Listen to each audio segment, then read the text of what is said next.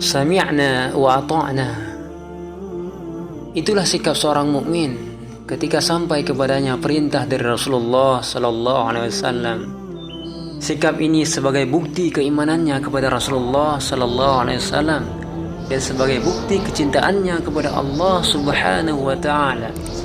Memang demikianlah menjadi keharusan bagi seorang yang telah bersaksi Muhammad adalah utusan Allah untuk menerima segala yang telah menjadi keputusan Rasulullah sallallahu alaihi wasallam.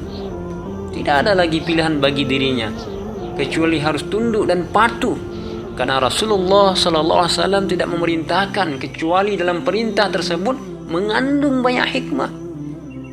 Dan beliau Rasulullah sallallahu alaihi wasallam tidak melarang kecuali dalam larangan itu terdapat bahaya besar. Sikap taat, tunduk dan patuh itu selalu menghiasi para sahabat Rasulullah yang merupakan satu generasi terdidik di bawah naungan cahaya nubuah, generasi yang dipuji oleh Allah dan yang terpilih untuk menemani serta mendukung dakwah Rasulullah sallallahu alaihi wasallam. Sebagaimana Allah berfirman yang artinya, dan tidaklah patut bagi laki-laki yang mukmin dan tidak pula bagi perempuan yang mukmin apabila Allah dan Rasulnya telah menetapkan suatu ketetapan, akan ada bagi mereka pilihan yang lain tentang urusan mereka. Dan barang siapa mendurhakai Allah dan Rasulnya, maka sesungguhlah dia telah sesat yang nyata. Al-Ahzab ayat 36. Sahabatku yang semoga dirahmati Allah, ada suatu kisah yang sangat menarik berkaitan dengan ayat yang mulia ini, yaitu kisah seorang sahabat Rasulullah yang bernama Julaibib radhiyallahu anhu. Sahabat ini bukan termasuk orang yang terpandang di kalangan kaum Ansor. Perawakannya juga kurang bagus. Sahabat ini termasuk dalam kategori orang miskin. Kategori orang miskin, tidak memiliki harta. Meskipun demikian beliau sangat dicintai oleh Rasulullah sallallahu alaihi wasallam karena ketakwaan yang ada pada dirinya. Ketakwaan. Jadi Rasulullah sangat mencintai Julaibib karena ketakwaan yang ada pada diri Julaibib. Suatu ketika Rasulullah SAW ingin menikahkannya dengan salah seorang putri sahabat Ansor. Maka Rasulullah SAW mendatangi rumah sahabat Ansor ini dan berkata, "Nikahkanlah putrimu denganku," kata Rasulullah. Maka sahabat Ansor itu terkejut. Dia mengira Rasulullah ingin melamar anaknya untuk Rasulullah.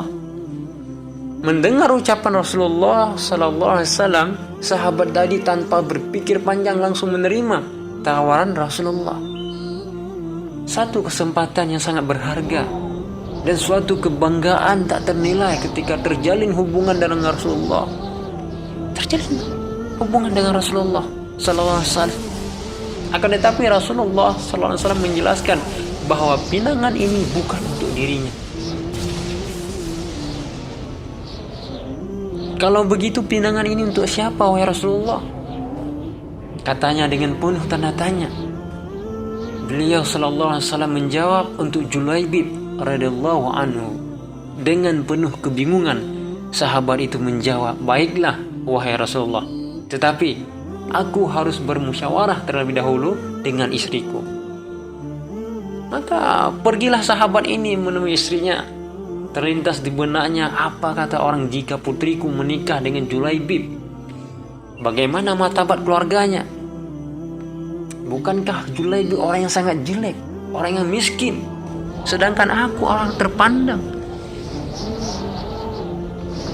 Jadi setelah bertemu dengan istrinya, ia pun menceritakan pinangannya Rasulullah. Dia berkata, "Wahai istriku, sesungguhnya Rasulullah SAW meminang putrimu." Serta merta istrinya menjawab, "Ya, aku sangat setuju," kata istrinya. Karena istrinya mengira bahwa anaknya dilamar oleh Rasulullah untuk dinikahkan dengan Rasulullah. Akan tetapi Rasulullah tidak meminang untuk dirinya jelas sang suami. Lantas, untuk siapakah pinangan itu? Tanya istrinya penuh keheranan. Rasulullah meminangnya untuk Julaibib radhiyallahu anhu, tandasnya. Istrinya menjawab penuh kecut, "Untuk Julaibib? Tidak. Aku tidak setuju, kata istrinya. Jangan engkau nikahkan dengannya. Mereka enggan memiliki seorang menantu seperti Julaibib radhiyallahu anhu yang tidak memiliki apa-apa. Demikianlah keadaan sebagian orang tua yang terkadang lebih mengutamakan dunia seorang daripada agamanya. Mereka tertipu dengan dunianya, dengan ketampanannya, dengan latar belakangnya, kondisi sosialnya.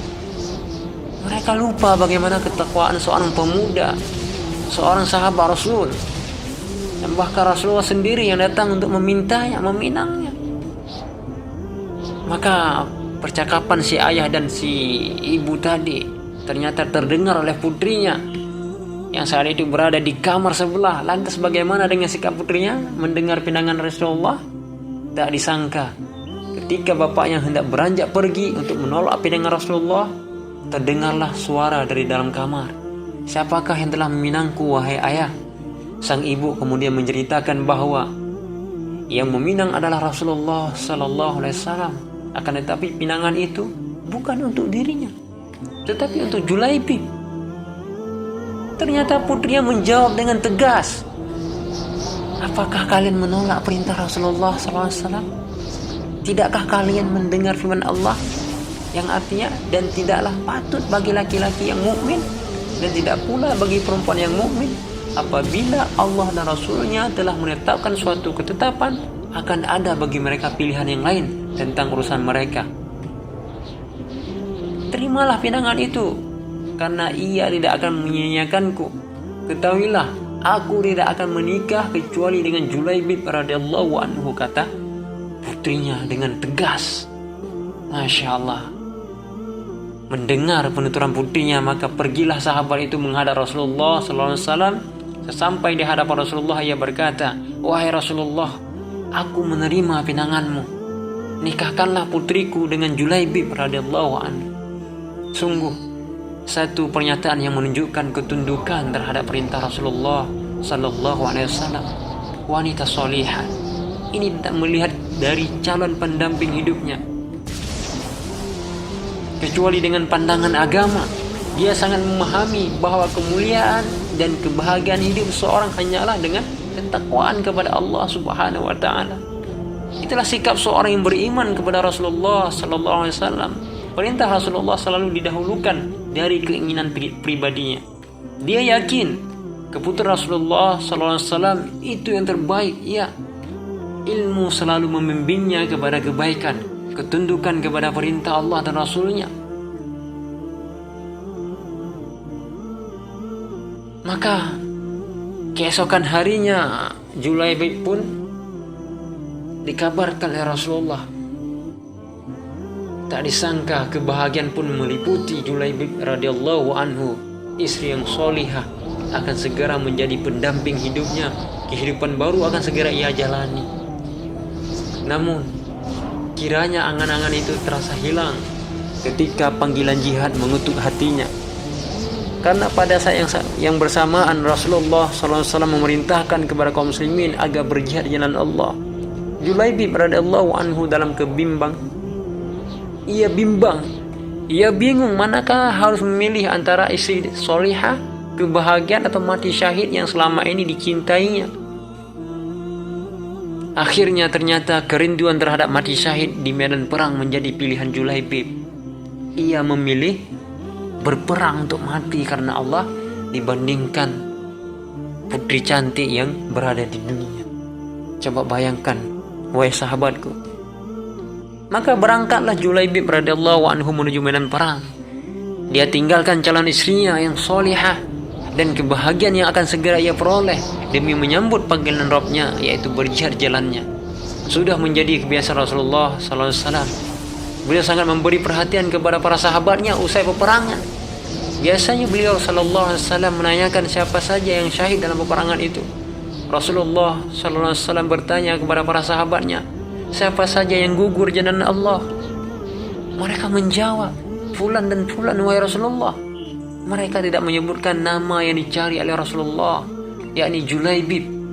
Maka Rasulullah kembali menanyakan kepada para sahabat dan jawaban mereka sama.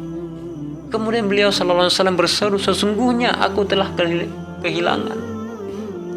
kehilangan salah seorang sahabatku, Julaibib. carilah ia, kata Rasulullah kepada para sahabat. Para sahabat segera mencari jasad Julaibib, dan mereka mendapatkan jasadnya tersungkur. Di sekelilingnya terdapat 7 jasad orang kafir. Segeralah para sahabat memberitahukan kepada Rasulullah tentang Julaibib. Maka Rasulullah SAW segera menghampiri jasadnya. Beliau berdiri di sampingnya dan bersabda, dia telah membunuh 7 orang ini. Kemudian mereka membunuhnya. Sesungguhnya ia adalah aku dan aku adalah dia. Rasulullah mengucapkannya sebanyak 3 kali. Kemudian dengan penuh lemah lembut dan kasih sayang, beliau mengangkat jasadnya dan menyandarkan di lengannya. Para sahabat mempersiapkannya liang lahat untuknya, dan Rasulullah terus menyandarkan jasad Julaibib di lengannya sampai akhirnya ia dikuburkan. Semoga Allah Subhanahu wa taala merahmatinya. Itulah akhir kehidupan sahabat Julaibib. Beliau menutup lembaran-lembaran amalnya dengan mati syahid di jalan Allah. Lalu bagaimana dengan wanita solihah yang ia dampingi, yang siap mendampinginya? Sepeninggal sahabat Julaibib, wanita itu menjadi seorang yang kaya raya di kalangan kaum Ansar. Semua itu berkat doa Rasulullah, yaitu ketika beliau berdoa, ya Allah, curahkanlah kebaikan untuknya dan jangan engkau menjadikan untuknya kehidupan yang susah. Dengan doa Rasulullah, ia mendapat keberkahan dan kehidupannya. Demikianlah hikmah lantaran taat kepada Allah, taat kepada Rasulullah SAW. Semoga kisah ini menjadi pelajaran bagi kita. Wallahu a'lam.